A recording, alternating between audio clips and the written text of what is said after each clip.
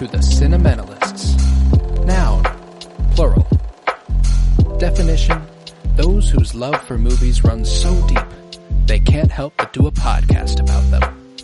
Hosted by Colton Robertson and Joseph George.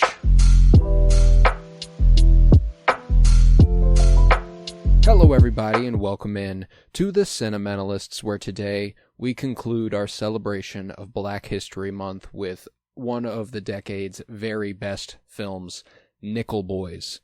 It was released originally on December 13th, 2024 in a limited release in Los Angeles and New York, but it did hit streaming almost a year ago to the day, February 28th, 2025. So interesting little tidbit there.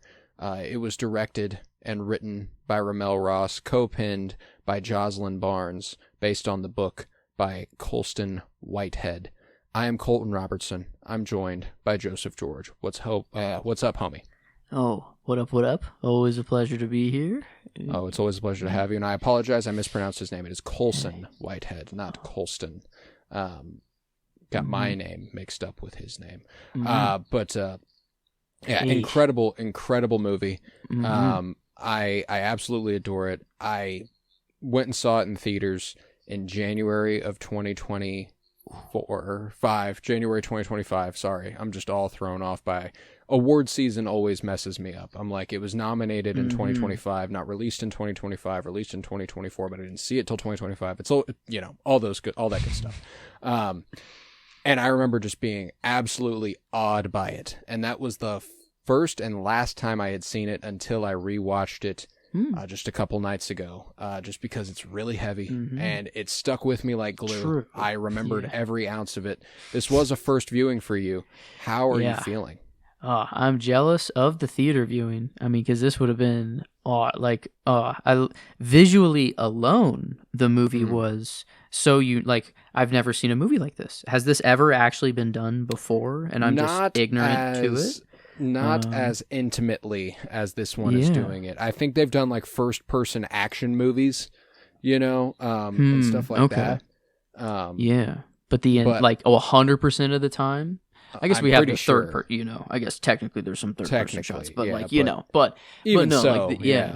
this was, oh my God. So visually alone, it was incredible. And then just like the subject matter and then story unfolds, and then I'm just like, I kind of wish it was more of just a visual movie and I didn't have to, it does. Yeah. I mean, it is very heavy. You did prep me for it. You didn't say this was a sunshine and rainbow, it was going to be something grand. No, but, so I was ready for it. And, but still, no, it was already bad, and then I wasn't expecting a twist to come. I got, in the movie. You never are, I suppose. Yeah, true.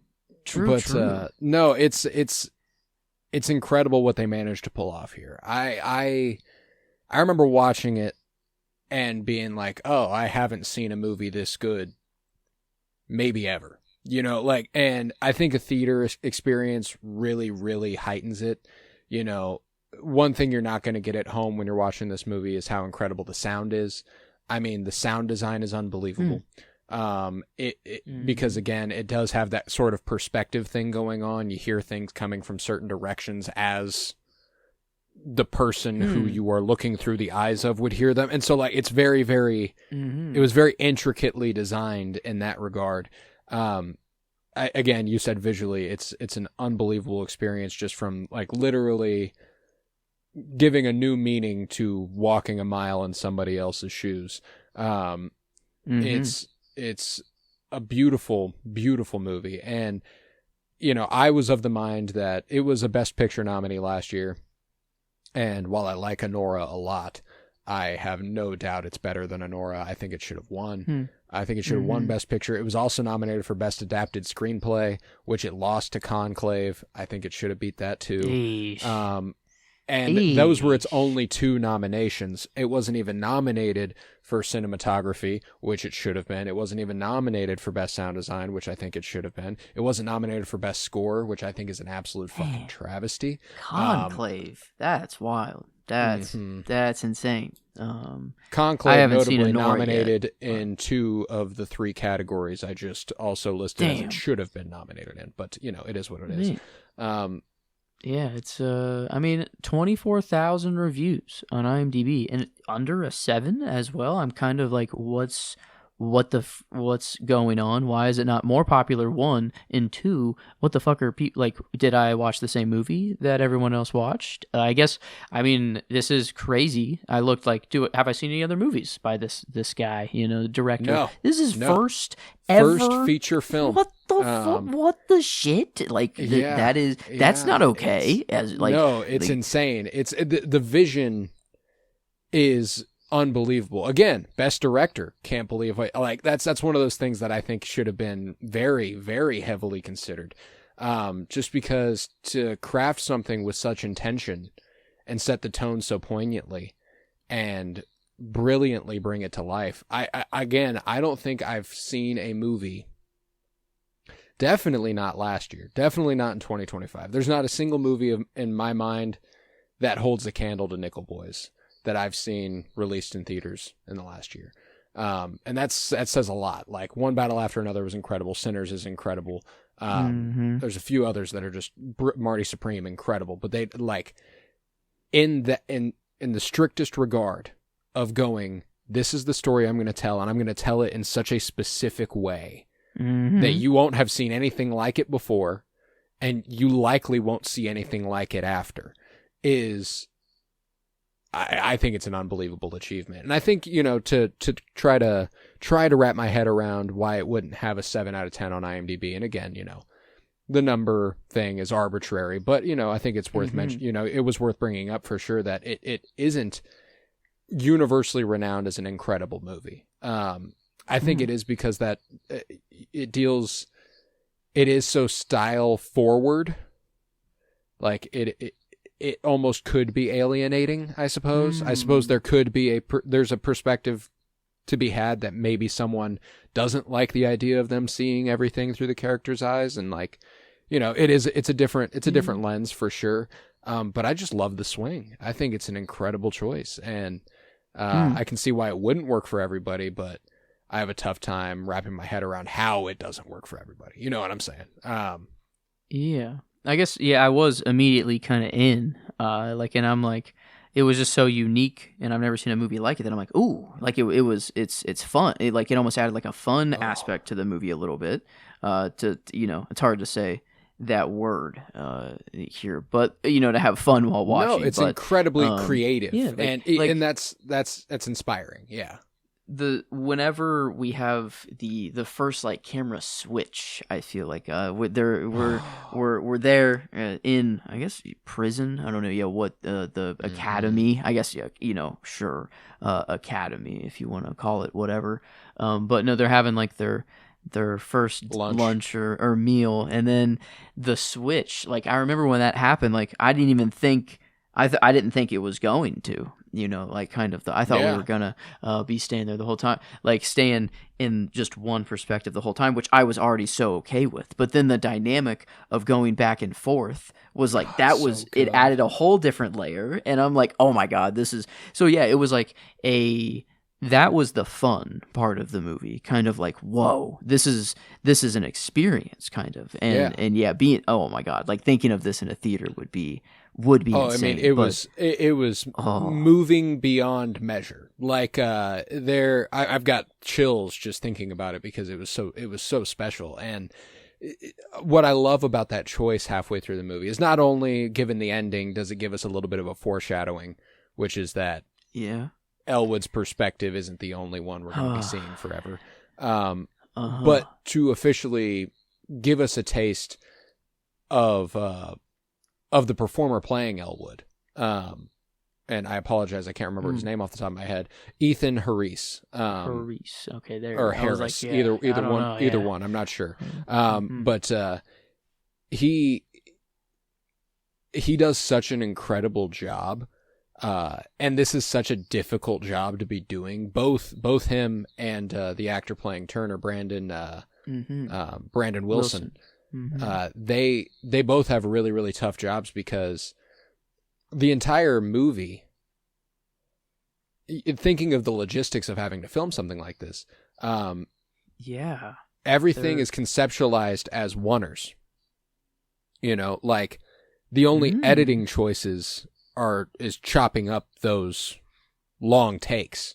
You know what I'm saying? Like, because they are basically being theater performers. You are looking through the lens of somebody's eyes and watching someone the whole time, and they look directly at the camera at some points, and they have to, like, and the choreography and the blocking that has to go with that. You know, that scene whenever the guys come running out of the gym and they jump over the two guys, and they're like, hey, I fucking hate that shit. And then in the middle of that, them jumping over, the perspective switches to Elwood, and like that had to be filmed twice at least, and I know that there's obviously several takes, but it had to be filmed twice from different perspectives, because literally you have one point of view for so much of the movie. I didn't even think of the behind the scenes. Like, oh my God, it's to brilliant. Make the movie is crazy too. Yeah. Like, man, it's, and it was like, if you just stuck a camera point of view and, followed a hard hitting story, I think that's kind of one thing, but this is like, I mean, it looked beautiful. Like, as well. Like, this is crazy. It made the effort to combine the excitement of a first person POV sort of storytelling trope, which isn't common. You usually only see it in like video games, which is why I even compare it to being something fun. And then they made something truly beautiful, like you would in a typical, well, not a typical movie, but a good movie. And I know that whenever you are setting the camera up and you're able to, capture the scenery and capture both your characters talking to each other and having intimate moments, like, you do have the opportunity to create tons of visual storytelling. But one of my favorite touches is being able to see visual parallels through the eyes of a character. Gives it a different degree of beauty. And my favorite and the most devastating parallel in the movie is that the first shot is Elwood laying in the grass and him looking at his hand, and the last shot we see from Elwood's perspective is him laying in the grass looking at his hand. Yeah, and then looking up to the sky, and like, yeah, it's brutal. Wasn't there like a peach tree or like an orange or like orange tree, or very early, like early on, and then I'm like, wait, like I've seen that before. Why, and then he like doing it as slave labor at the, or like it is the whole, like, I mean, it's great. Like, they didn't even call these prisons. Like, these were actually just academies. No, it's a school. Like, yeah, it's a school. This is a school. It's supposed to be, it's a juvenile detention center. Like, it is. They're treating it as a school. They are supposed to go there and learn to become better men. But that's the guise. It is a prison. It is a way to exploit, quote unquote, lost causes for labor, for free labor, not even cheap labor, straight up free labor. And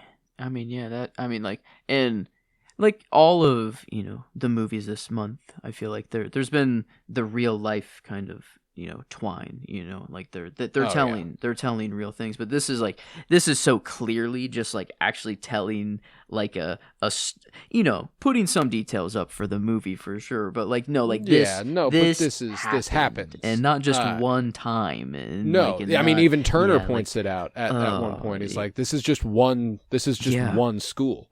This is just nickel. There's nickels all over the country. And that's just, it's not okay. Like the whole time it was just, it's weird to say like that I was having fun like while watching, but it was just like the exhilaration of watching a movie that's so profoundly well done and so thoroughly thought out and visual and conceptualized, and just visualized and conceptualized. Sorry. It's unbelievable. I really, again, I have a tough time telling you that I like it. As far as the 20s themselves are concerned up to this point, I have a tough time telling you I like one more than this. It's trying to think. Like, I mean, Killers of the Flower Moon, Oppenheimer, like I'm thinking like Killers of the Flower Moon, it definitely, I mean, it was Marty, it hit, like, it was like, holy shit, but this, I don't know, it's crazy that I'm putting it above a Marty Scorsese movie. Yeah, a Scorsese film that stars De Niro and what the DiCaprio, fuck? and Yeah. had an Oscar-nominated performance from Lily Gladstone, and just an ensemble that was insane. You're looking at a couple of very young performers that are headlining this movie. They aren't in a ton prior to this, but they're working actors, but nothing. They were never the leads in a feature film. Like you said, RaMell Ross had never directed a feature film. I'm pretty sure Jomo Frey, the cinematographer, might be his first feature film, if I'm not mistaken, which is an unbelievable credit. Jeez.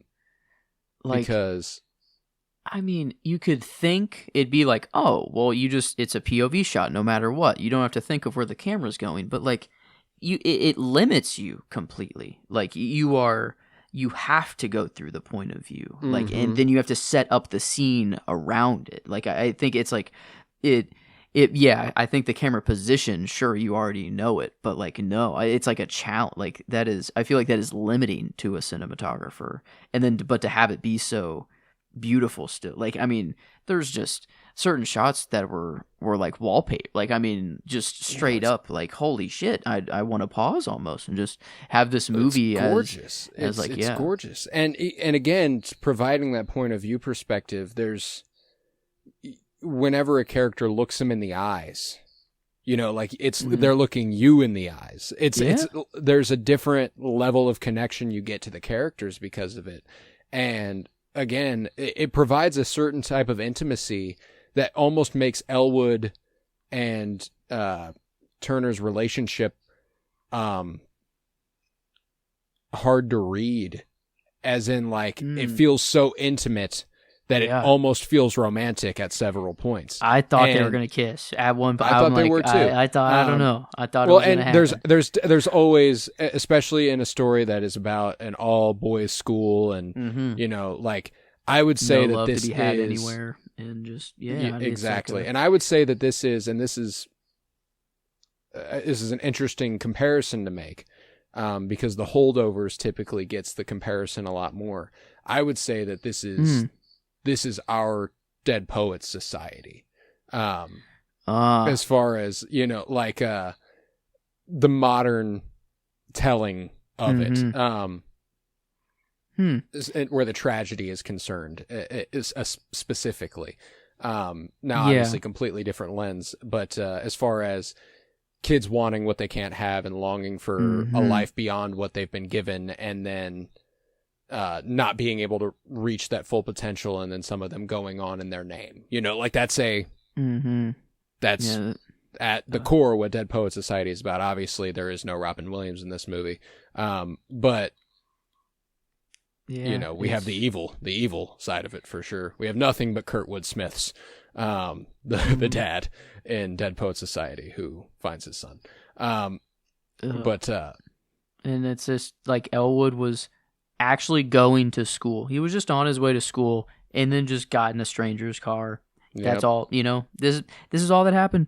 And then there's so many times where it's just like, very icky, like the old guy just poking him with a cane, knowing he can't do anything. Like, he can't do anything. The cop is standing right there watching the whole event happen, and then helps the guy walk across the street. And it's just like, ooh, like, certain blood boil moments like that. Absolutely. And you're in the car, you're in the back of the car with the bona fide car thief. It's like, it's man. Like, are you? That is, are you? No. That's just it's and it's sad too, because like it's a tragedy no matter what. I don't want to say that anybody deserves the treatment that they are getting, because they obviously don't. But there's an obvious layer of tragedy where it is wrong place, wrong time, victimized just because of his skin color. Like, there's another layer of tragedy there that is profound. And one of the more underrated performances in this movie is Ingenue Ellis Taylor, Elwood's grandma, or she's incredible. Previously, we would have covered something with her in it in If Beale Street Could Talk. She was the deeply unlikable mother of... oh my god, what a switch up. Holy shit. That is... Wow, that's crazy. Like, you said it, and then it clicked instant. Like, but her face is so different. She's so lovable here that, like, I know. It's not even close. Holy, not even close. Wow. That's she does an incredible job. So I think that she was, again, one of those performers that was potentially snubbed for a performance nod in some capacity. Last year, I did the Cinementalist Cinema Awards on basically just on Blue Sky, and she was nominated for Best Supporting Actress for me because she had to be. I thought that she just did such an incredible job, and I mean, has the most heartbreaking moment of the movie. Whenever she hugs Turner and is like, he's fine. Nope. He's fine. Nope. Yeah, no. Nope. I'm losing it. I'm absolutely losing it. God, even without the twist, without it. If it goes actually, Elwood makes it out and Turner doesn't make it, Yeah. Like either way, it's devastating. Either way, it was already bad. And it was already bad if both of them actually got away. If both of them dodged every single bullet that dude shot and they actually got away, it still sucks. So, like, it was, I mean, I'm like in shambles, or like, I'm just like, man, there's no gleaming light out of this. And then it was like, okay, take your emotion, it was not a good time at the end. No. But in the best movie terms, not a good time. That's kind of it made it an exceedingly good movie. Yes. Yeah, it's a devastating revelation and makes the movie all the better. Yeah, I adore the end of this movie. I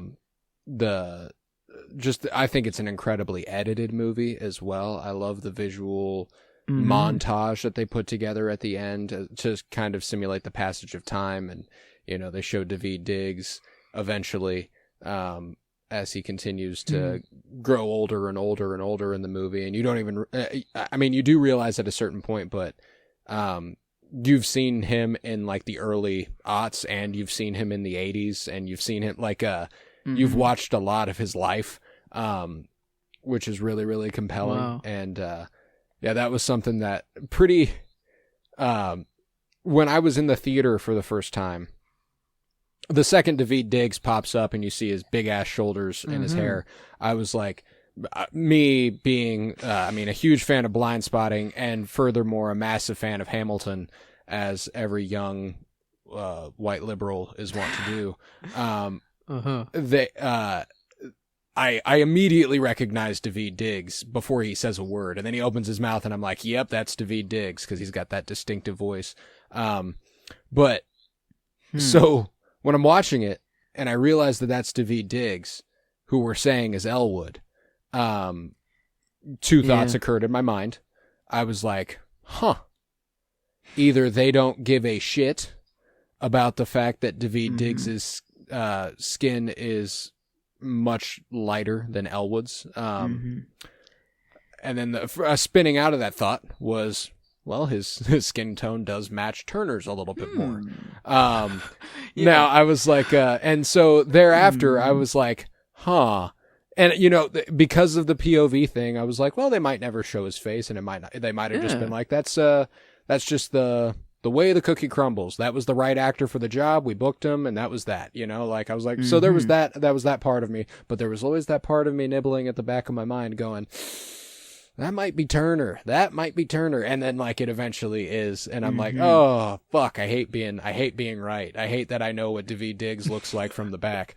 I guess I wasn't like immune to the like, wait, is that him? I'm like, because like I remember seeing the business card, and Elwood's name on there, and I'm like, okay, so this is older so Elwood, Elwood. Yeah. I'm like, I'm right in that camp. But then I was like, what is off here? I didn't put it together that like, oh, like one of them's making it out, one of them. I didn't think it was Turner playing on. I'm like, I don't know. I guess it is POV always from the back. They haven't shown, but then like he does kind of flash his hand, or like you do see his skin tone every now and then. And I'm like, every once in a while, and you're like, huh, yeah, I'm like, I don't think they would. You know, I'm like, no, like, and with such an emphasis on, you know, like with such a race consciousness, obviously, you have to imagine that colorism isn't. And it obviously wasn't beyond their grasp, you know, that wasn't, they weren't going to cast a light-skinned man to play older Elwood, you know, like that wouldn't make sense. Yeah. You know, so like, I appreciate that ultimately it wasn't what I was thinking, like, oh, maybe it's just a weird casting choice. It wasn't, obviously. Because also Daveed Diggs is an incredible older version of Brandon Wilson. Like, that's an unbelievable casting choice.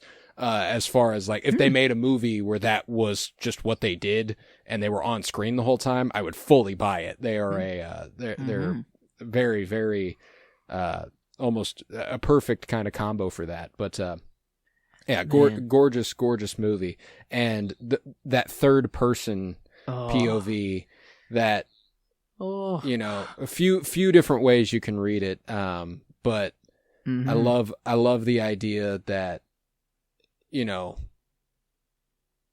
I love the idea that it could still be Elwood's perspective of him. Okay. You know, like Elwood is always with him and there and always watching over him. I think that's an interesting way to read it. The more devastating way to read it is that he is like permanently disembodied, permanently removed from himself and permanently. Yeah. That's part of the older Elwood, older Turner, his story is that every woman that comes into his life is like, you're not letting go. There's something you know. There's something haunting you. Which how could it not? Yeah, I feel like it is. Like he obviously doesn't. You know, he's very calm. You know, very kind of like life is just kind of moving. You know, I have my moving company. Like he's on the up and up. I guess. You know, he's got living. Employees now. Like things are going, but like it is. Even though he is like taking Elwood's name and like kind of letting that live on, I think it is like the spirit of Elwood, you know, like Elwood was he saw the light in everything, like almost like I feel like even when we were looking through his perspective, I feel like it was the smaller things were more beautiful through his eye, like in that I'm trying to think of like examples of when that happened, but like it was maybe before he was arrested, and he was just kind of, we were just kind of, I mean, we watched his childhood, I guess, at first, which was, I mean, that was really cool, like from, like a little child the shot of him watching Martin Luther King on the TVs, and then the TVs turning off, and him being in the reflection, the iron going across the board, and him being in the reflection of that, like, those kind of first moments where they're keying you into the idea that is what we are doing specifically. We are seeing through his eyes. Amazing choices. The shot where they're looking up at the glass, you know, that's actually just a shot of someone above glass shooting through it, looking at them, you know, like that's all that is. That's funny. Yeah, that is weird. But like, there was like that's just so optically weird. I guess like, yeah, that glass is still there. It's just not it's just not a mirror. It is just it's just that they're actually just looking at a camera that is perfectly keeping in step with them. Dude, yeah, like it was I mean, I can't, I don't know, think of more good things. Just like I'm trying to, or really trying to think of like, did I not like something about it, like at all? And you know, it was I don't like the way it makes me feel sometimes. You know, like that's it's not a positive, not a happy movie. But emotions, you know, that's okay. Important. I love feeling that way. That's the other, like, I love when a movie makes me feel that way. So that's something I ultimately, you know, I'm not going to not forgive it for making me feel deeply. You're right. Like, not like taking such a long gap between seeing it in theaters and watching it again, I think, it's gonna be kind of a little bit before I go through it again. It's like exactly, and it's extremely heavy, but I think more than that, it's a testament to how good the movie is. You know, it's not just that it's really heavy, but it's one of those movies that's so good you almost don't need to watch it more than once. Like it's going to stick with you. And I think that speaks profoundly to how quality the movie is. One of my, again, favorite editing choices is there's sort of those in-between cuts throughout the movie where they show little flashes of something like the train heading north, which we eventually see is Turner after this. But like those little flashes that almost feel like, you know, transitionary moments. Yeah. Wasn't there like a Green Goblin kind of guy? Am I remembering that right? Like, or was this a Night of the Seven Kingdoms random? No, I think it was. I don't know. I think it was like a random person in the city. I don't know. I think it was here. There were. I don't know, man. I couldn't tell you. There's there are so many like little interjected cuts and shots and stuff that there are these little moments that do remove themselves from the point of view perspective thing and just kind of show life every once in a while, but they're brief and they're in flashes. And one of my favorite things about this movie is, you know, after I watched it a couple days ago, it was really, really nice outside, and I went for a walk, and it makes you keenly aware of your perspective. Mm-hmm. It makes me, keenly. I wasn't the only one. Okay. No. It makes you fully aware of how much your eyes see and how much you just ignore. Typically, you know what I'm saying? Like, I don't ever notice my hands. You know, when I'm walking. True. Yeah. I don't notice my hands, but I see them. And when I was walking, I saw them, and I like looked up, and I watched my perspective change. You are the camera. Yes, I became the camera. My brain became. It was so weird. And then it's like your nose is always there, 100% of the time. If you have your eyes open, your brain just cuts it out. But then once you start thinking about it, then you're like, shit, it is right there. But it's right there. Blur. It's like it's always right, but you just never see it. But like. A matter of perspective, and what a way to play with it. Like just to have, originally I thought it was just always going to be Elwood's perspective, and then the dynamic switch. But then the third person aspect, like it didn't hit me right away. I thought it was just older Elwood and more of like a way just to show the audience that this is older Elwood, because like. Yeah, maybe it just is harder to tell if like you. No, it 100% functions in that manner too. But granted, most of the time that we see him, he's looking at a computer screen. Yeah, which they didn't. That's true. I guess the tech. I guess the time does place. Yeah, it is there. But I think it does. Like at least that's what it was for me at first while watching, and then like it hit me. Like kind of in mid Letterboxd review, I'm like, oh fuck! Like they hit like the third person like really hit, and I'm just like, oh no! And then like and the disembodied like kind of, like I thought that it was kind of like he's so zoned out at this point in life that it is kind of like he doesn't have the perspective that he once really had before, or like that it's just brutal and then, but it also is just, it's not Elwood, like, as well. Like, it hits just in every kind of way you think about it, which, like, it is, like, they found a way to make, the story was going to hit no matter what if you tell just the story of these academies and the unmarked graves that, were uncovered and like that, like, very shown, like, is that how these were like discovered, or at least shown, like the public became aware, is like this is how it came out of, like they actually found unmarked graves, but it took many years later, which is just, that's like scary that they were still operating and just it eventually. This is actually Turner's character points out at some point that, there are hundreds of nickels all over the country, and and it's very, very real. There was a documentary last year called Sugarcane, also nominated for Best Documentary Feature at the Oscars in the same year that this was nominated. And one of the main stories throughout that movie is the unmarked graves at, similar academies and, this sort of thing for Native Americans or natives in Canada, which that's been a much bigger story over the last couple years, are these like massive unmarked graves that they're finding where schools used to stand and stuff. And like,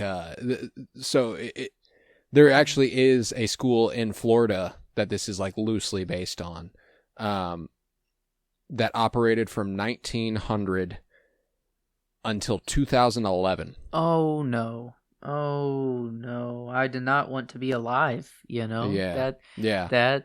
That's not okay. That is, oh my God. Yeah. And I'm, here's hoping that practices had shifted. But there's something to be said for the fact that the school hadn't shut down until the 2010s. Man, I mean, yeah, it's just such a slow, but always on, like everything is bad. It's showing you the worst of the worst and like how corrupt it can be. But then like, I do love, like, at least Elwood, to me, like it just seemed that he did just have a completely different outlook on everything. He like was an optimist. Turner, Turner, like, he, not that he wasn't positive, like he still had, like, he wasn't all just frowns and all, doom and gloom, but he was just more of a realist, like kind of just, he was a realist. That's this. He'd been in nickel longer, he'd been in nickel longer, and he came up in a different family life. There's just this element where he felt abandoned at nickel, and then once he's at nickel, he feels abandoned by the world, like there's you're on your own and they're not going to do anything to help you. So, all we can do is what we can do, and so like, it wasn't that he'd given up and that he was, a Debbie Downer. I mean, he was a realist, like you said, but, Elwood's new to nickel. Elwood's new to nickel. And, he was, he participated in those protests, and he believed in change. He believed change was possible, and he believed that we could all be better if we try to do better. If you're complicit, you're guilty.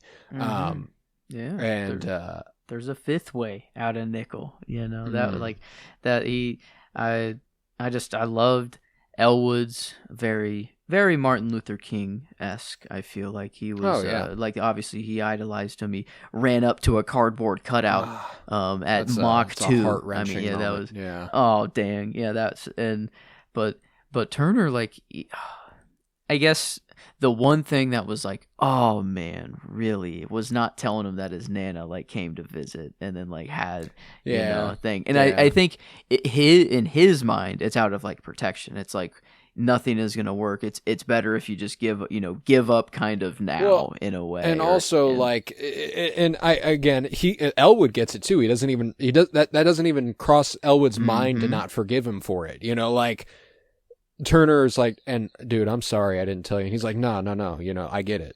Like, because he watches what it does to him immediately. Yeah.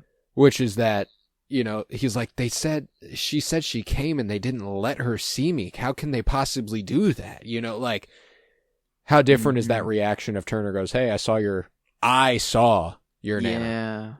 Like, she talked to me. She gave me a hug. There's a different,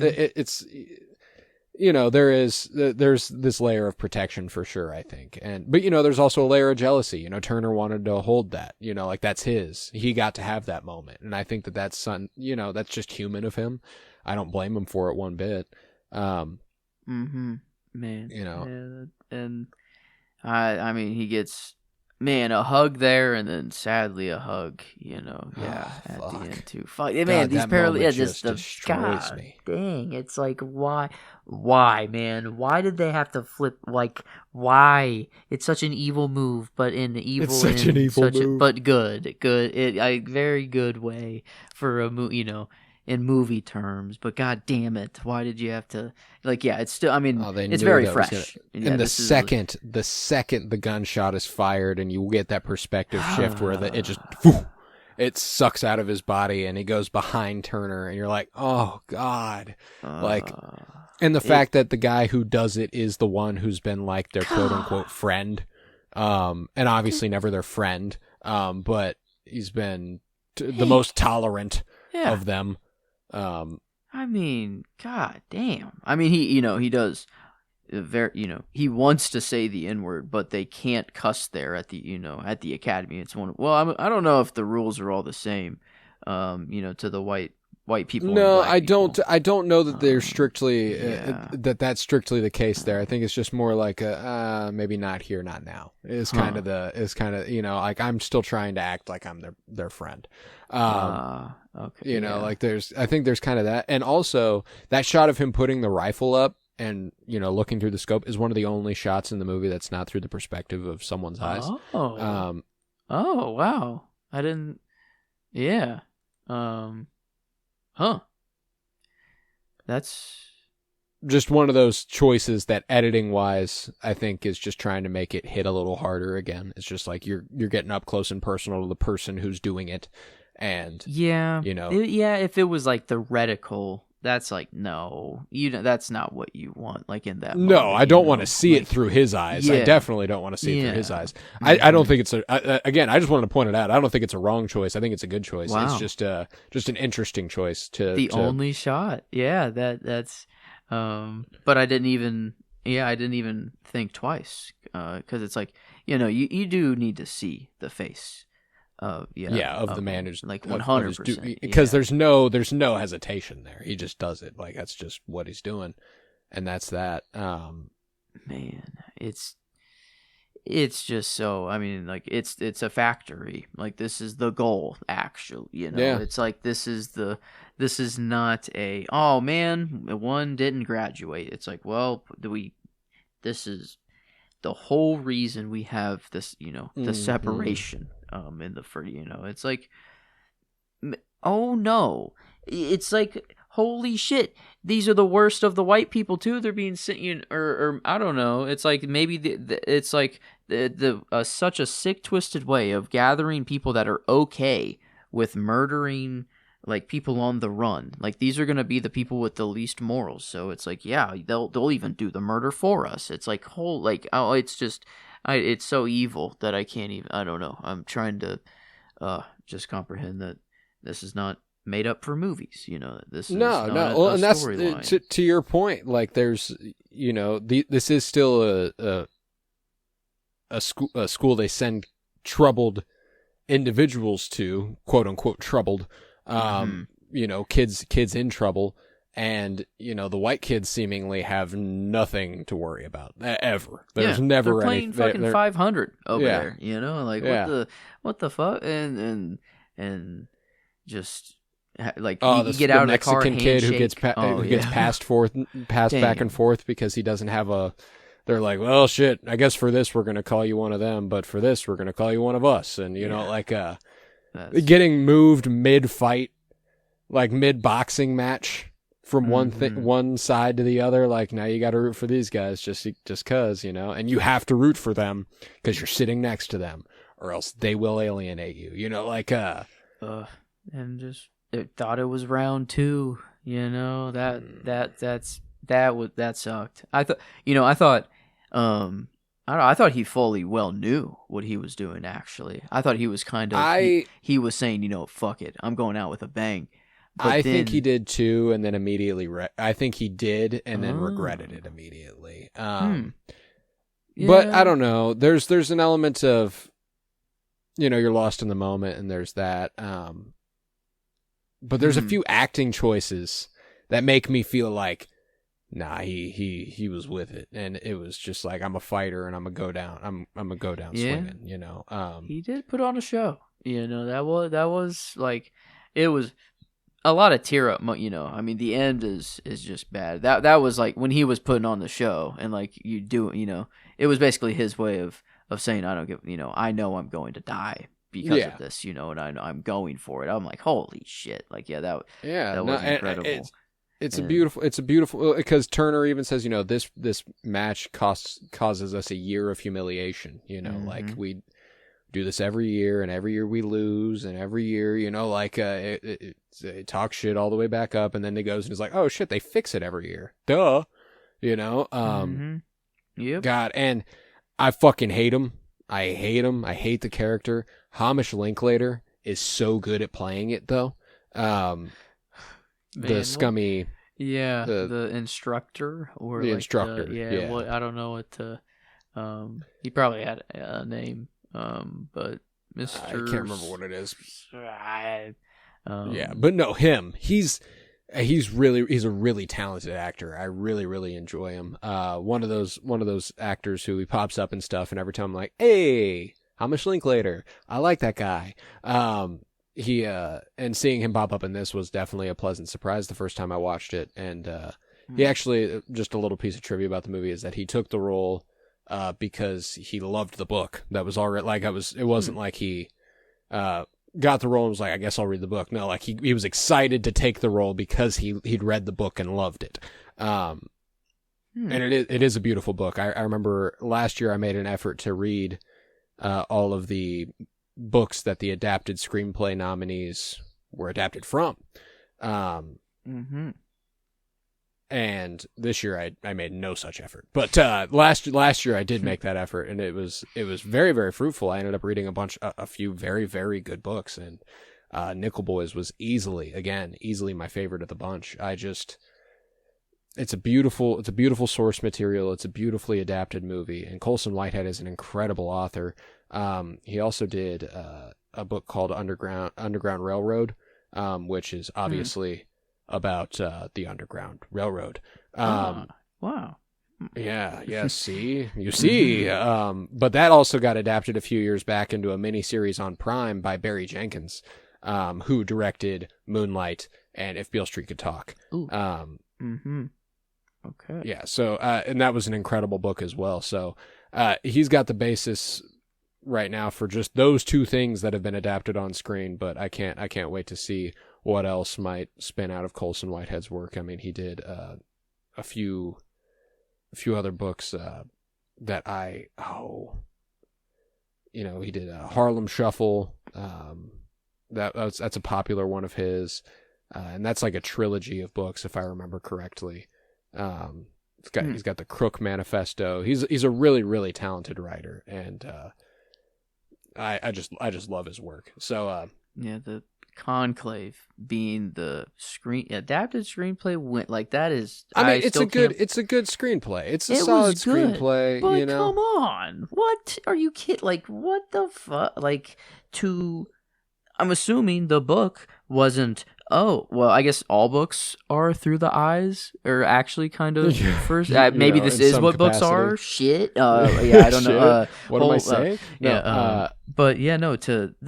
What a Conclave just doesn't hold a candle to this for me. Like that. Not even close. And I mean, the only movies as far as the other Best Picture nominees, this was one of two Best Picture nominees to not win a single award that night, and there are 10 Best Picture nominees. The only other one was A Complete Unknown, the Timmy Chalamet Bob Dylan biopic. Those were the only two Best Picture nominees to not cinch a single win. But I look at the list of Best Picture nominees, and Dune 2, Yeah. You know, like that might be the one, that might be the only thing that I think even kind of holds a candle to this, and even then it's for completely different reasons. Yeah, that's a whole different ball game. Like it's a completely different reason. Part of the brain is being activated over there. 100%, 100%. I look at the list of best directing nominees, and you know I see Amelia Perez's director Jacques Audiard, and you know a complete unknown James Mangold. I don't see why you don't put RaMell Ross here. Best adapted screenplay, it was nominated alongside Amelia Perez, alongside A Complete Unknown, alongside Conclave, and frankly, none of those should have beat Nickel Boys, and none of them should have beat Sing Sing, which was the other nominee, and one that I'd considered covering in this slot instead of Nickel Boys. But I couldn't bring myself to do it. Should have been nominated in cinematography over Amelia Perez, at least. You can make an argument for Maria there. As far as editing is concerned, Amelia Perez, Wicked, you know, there's nothing redeeming about Amelia Perez besides Zoe Saldana. That's what I'll say. Yeah, no, but this is all redeeming. This is like, this should be praised. This should be maybe. I hate if it's like, oh no, it's a directorial debut. We can't give him too much. Can't just go ahead and give it to him. Yeah, it's like you got to earn your cred. It's like sometimes art is just fucking beautiful. Art is just beautiful, yeah, and dude. like holy shit, people strike gold. And this one was, it was just so. The movie experience was so unique, which is like why it's kind of making me want to know what the second viewing will be like knowing where it goes and just kind of being able to just it's even more devastating. Yeah, there's because there are those visual parallels that I pointed out that just like stand out all the more. Where you go, oh fuck, oh fuck, yeah, it's heavy, man. Oh my god! Yeah, what a movie! And you pointed out those moments that he just like when you can tell Elwood's focusing on things, which maybe that's what him looking at Fred Hetchinger's character putting the gun to his face is him noticing it and seeing that, because they do show those moments where he's looking at Hattie, brush. And he sees her fingers, and like they do zoom in on stuff to show that that's what he's focusing on. So maybe that's the point there at the end. But yeah, no, I mean it's a beautiful movie, and I'll never tire of it. I'll never be done singing its praise. I think that it was the best picture of 2024 for me. I have little doubt about that. And upon revisiting, I have even less doubt about it. Man, yeah, I like Dune, Dune's cool. It's actually sick as fuck, but like, nah, this is what movies are this really is what movies are for. Yeah, this is using the medium to its fullest potential here. Like, yeah, and God, it's just a beautiful movie. A beautiful movie. And what a good slate this month. This month was. I do my best. Yeah, I do my best. I try not to, because there's a certain excitement in getting to watch a movie for the first time. But when I know there's one right there, how am I going to pass up on it? Like that's kind of how I look at it. It's just like, how am I going to, I'm pleased to introduce you to them. I'll live vicariously through you, for the first watches when it comes to the podcast. And we got a slate of them, coming next month here as we move into March. For those who don't know, March is Joseph's birthday month, and last year we covered Tron on his birthday, and thereby we made the whole month a sci-fi month. It was a lot of fun, and this year we're switching it up a little bit. January was my birthday month. I wanted to cover Titanic on my birthday, so we did nothing but romance movies. And we're putting a little twist on that this year for Joseph's birthday month. We got a little bit more creative than just sci-fi, than just romance. It's not just genre based, and we'll get to that here in a moment. I'm going to do a couple plugs. We're going to rate Nickel Boys on a scale of 1 to 10. all of our feelings about the movie put into a number, and it's going to be an easy one. And then we are going to announce the slate for next month. So basically right now, all we've got going on other than the Sentimentalists is Geek With Me. Our Nerd Shit podcast just concluded coverage of A Night of the Seven Kingdoms last week. Here in about a month, Daredevil Born Again kicks off, and Maul Shadow Lord comes around, and we're going to be covering both of those semi-weekly. Very excited for that. We got a lot to look forward to with House of the Dragon Season 3 this summer, and we're going to be trying to fill the gaps as best we can. But the Sentimentalists is where our focus is at. That's something you can rely on every week, guaranteed. That's coming on Fridays or sometimes Saturdays, and in the next month, a couple of Mondays as well. So we got a big slate in March, and I'm very, very excited for it. But yeah, Geek With Me is where it's at. If you've never watched Twin Peaks, you ought to watch Twin Peaks because we've got a companion podcast for you. It concluded earlier this month. Firepod with me, friendly to the first-time viewer and the rewatcher alike. You will not go wrong if you watch Twin Peaks. And then if you happen to want a companion podcast with it, we've got it for you. Check it out. Firepod with me, a Twin Peaks podcast. You guys made the Sentimentalists have its best month ever here in February, which is absolutely incredible. Thank you very, very much for continually listening to us ramble about movies that we happen to love most of the time. It's a great joy. I love doing it. And here's to making March an even bigger month because we will have a couple more episodes. So I'll get to that slate here in a moment. On a scale of 1 to 10, Nickel Boys is a 10. Why? 10. Because it is, there's no other number. There is no hesitation. This is you just know. You know it in the bone. You feel it in the bones. When there's a 10, you just feel it. You get it. You know for a fact it's a 10. And that's what... Is that the first 10 on the Sentimentalometer since Titanic? I believe so. Yeah, I'm pulling up the good old sheet now. I think it's very. It's been I don't know. We've been very close. Very, very, very close. It takes. I really need to. I don't know. We're getting to the point where I have to scroll down so far. Where we have so many movies. But yes, Titanic was the last 10. Past Lives also right before it as well at a 10 right there. So 3 10s across the board here in 2026 so far. It's pretty good 2 months in. That's pretty good 2 months in. I'll be interested to find out if we have another one of those in March. I don't know that we do. Gut feeling. Don't know that we do. That's true. It's a different swing. But that's okay. That's okay. It is a different swing because in March... based off of Joseph's movie of choice for his birthday, which will be coming on March 21st. March 21st, we will be covering Eyes Wide Shut to celebrate Joseph's birthday. Now, for those of you who have seen Eyes Wide Shut, you might be going, what the fuck? Why on earth would you celebrate your birthday with Eyes Wide Shut? Because we can. Because fuck you, that's why. Because no, Eyes Wide Shut, I love that movie. Yeah. It's because Joseph hasn't seen it. It is a first viewing for Joe, as will most of the month.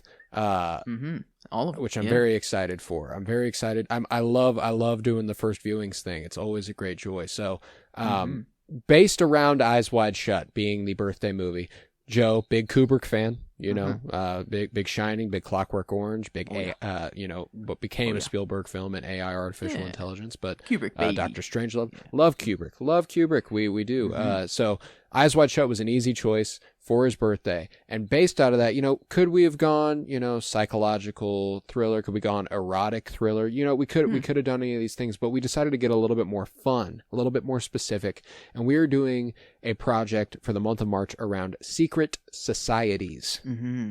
Yes. Secret societies, which is just a super fun fucking idea. I'm super excited about it because it's going to bring a slate of varying genre films, and so far this year that isn't something we've gotten a great pleasure of doing. I would argue that, while tonally we do have some shifts here in Black History Month, most of them beat at the very, they were dramas. They were dramas, and that's a lot of fun.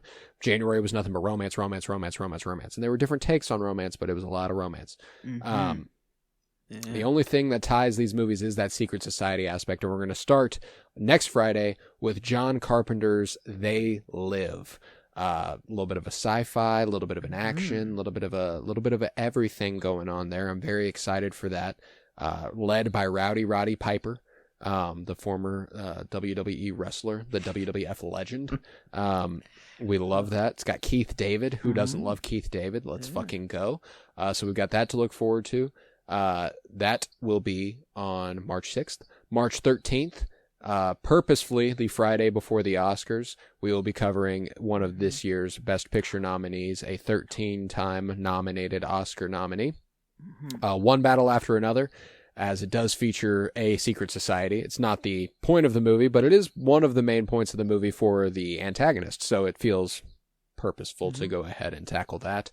One Battle After Another. We're going to shoehorn that in the midst of award season, which is a lot of fun because we're going to be celebrating award season. We're going to be celebrating our own awards. The first annual Cinementalist Cinema Awards will be coming on Monday, March 9th, the Monday prior to the Oscars, where we will have our own slate of nominees: Best Picture, Actor, Actress, Best Supporting in both those categories, Director, Original Screenplay, Adapted Screenplay, Cinematography, all the goodies, all of that. We got our own, and we get a little bit of an expanded field. We like to do 6 nominees instead of 5, and still 10 in that Best Picture category. So we like to give ourselves a little bit of variety beyond what the Academy says, and it's going to be a lot of fun. I've done a lot of watching for that, and I'm excited to go ahead and give you guys our nominees. I'll be announcing those slowly trickling in over the course of time on TikTok. Check that out. Colton Robertson, look me up. That's where I'm going to be putting that. Also on Blue Sky, but TikTok is probably where most of you are at, so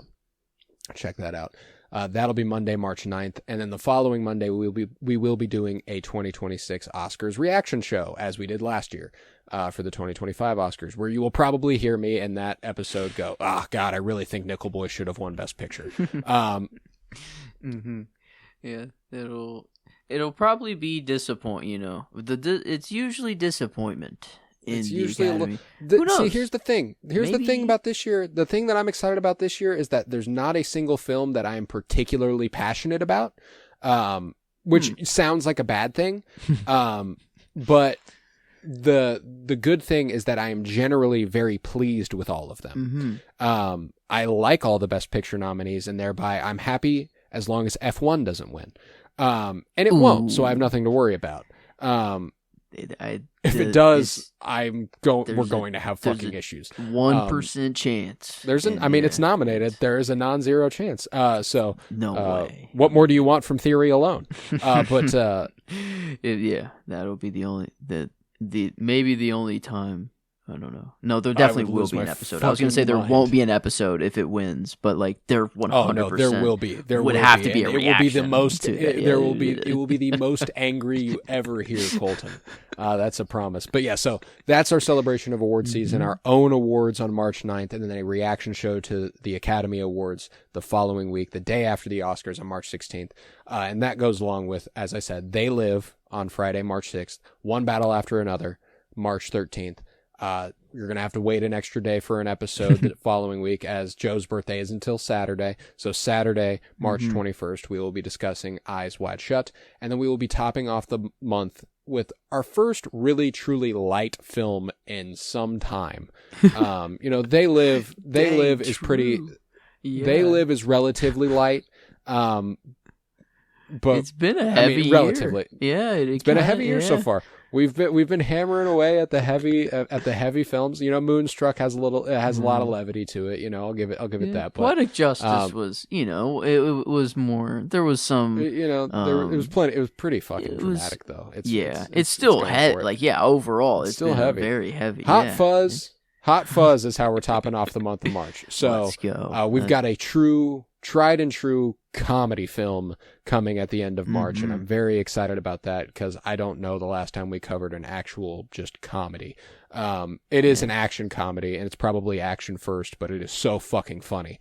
And I cannot wait to discuss it. We love Simon Pegg, and calling that a secret society movie is kind of funny because that's a little bit of a twist in the movie, that there's a secret society, and I'm spoiling that already, just off the rip. But it is what it is. I'm just there. I'm there for the Simon Pegg of it. That's all I had to hear, is that it's a very serious, somewhat take on but spoofing. It's a satire, but it's so funny, dude. I love it. I love it.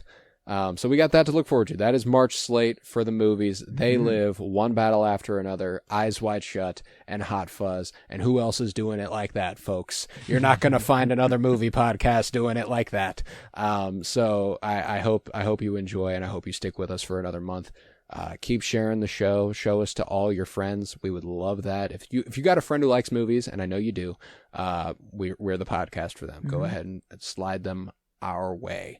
But yeah, with that, I think we can conclude one of the highlights of our movie coverage so far. Nickel Boys, just one of the best. Yeah, I was Colton Robertson. I was joined by Joseph George. Thank you very much, homie. Oh, thank you for having me. It's always a pleasure to be here, homie. Oh, and it's always a pleasure to have you. And remember, fuck ice.